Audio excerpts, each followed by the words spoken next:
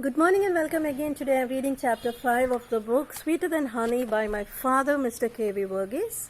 And this chapter is titled Christians Only Boast the Wondrous Cross.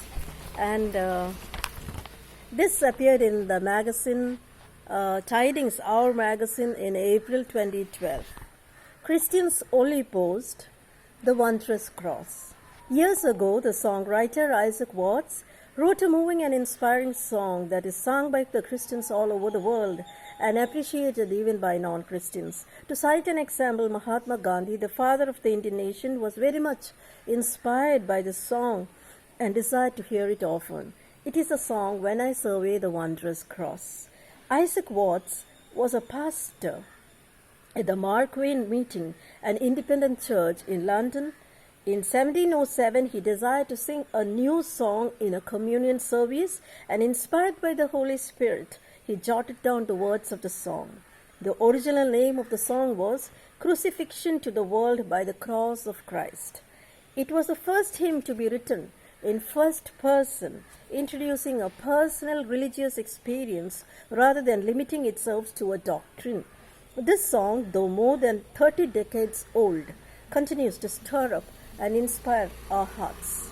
The cross, as we know, symbolizes a horrible form of capital punishment employed by the Roman Empire to crush any form of rebellion. It was employed to punish slaves who ran away from their masters and the worst criminals of those days. What then does the cross mean to a Christian? Why does the cross hold so much of an importance in the place of the minds of the Christians to honor and respect and humble themselves before it? The answer is not far to seek. Isaac Watts reflected the immortal words of Apostle Paul when he wrote, "Forbid it not, Lord, that I should boast, save in the death of Christ my God." There is a certain exclusivity about it. It means that to the Christian, the crucifixion of Christ is the most important event that has ever taken place, though maybe next to the resurrection. What adds, therefore, holy glamour of sorts to this gruesome instrument of death is that to the Christian believer, Jesus died on it. And in doing so, God accomplished a twofold purpose: His righteousness and the salvation of man. The death of Jesus on the cross was on behalf of all fallen, sinning men and women.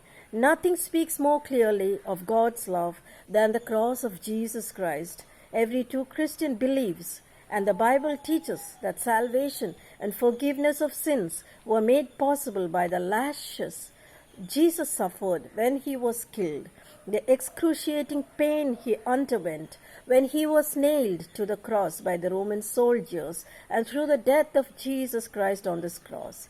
Every healing for the physical part of the body of the believer was also brought about by the death upon the cross. See what prophet Isaiah wrote about salvation and healing. "Surely he has borne our grief, sicknesses, and carried our sorrows, our pain. Yet we did esteem him stricken, smitten of God, and afflicted. But he was wounded for our transgressions, he was bruised for our iniquities. The chastisement of our peace was upon him, and with his stripes we are healed." Isaiah 53, 4 and 5. Salvation and healing are the gospel of the good news, because he bore our sicknesses just as he bore our sins and died on the cross as a perfect substitute. So Paul said, "But God forbid that I should boast except in the cross of our Lord Jesus Christ, by whom the world has been crucified to me and I to the world." Galatians 6:14. Paul asserts that the message of the cross is foolishness to those who are resisting, but to us who are being saved, it is the peace of God. 1 Corinthians 1:18. That is the reason why Paul considered his wisdom, he being a Hebrew of the Hebrews, a Roman citizen, learned at the feet of Gamaliel, all these as rubbish, and glorified himself in the cross of Christ. This Good Friday also, let us sing with Isaac Watts this wondrous song of the cross afresh. The words of the song goes like this. When I survey the wondrous cross on which the Prince of Glory died, my richest gain I count but loss, and pour contempt all on my pride. Let us go to Calvary, to the foot of the cross, and say, I am coming, Lord, to thee, blessed Lord of Calvary. Humbly at thy cross I bow. Save me, Jesus, save me now.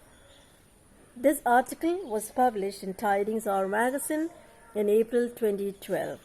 Now I'd like to also sing the first stanza of this song for you. When I survey the wondrous cross.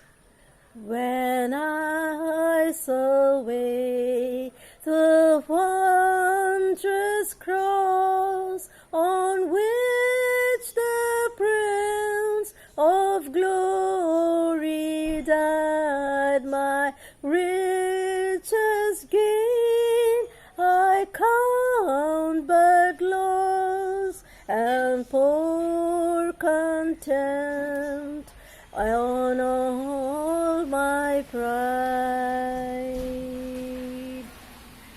Forbid it, Lord, that I should boast, save in the death of Christ my God, all the vain things that charm me most, I sacrifice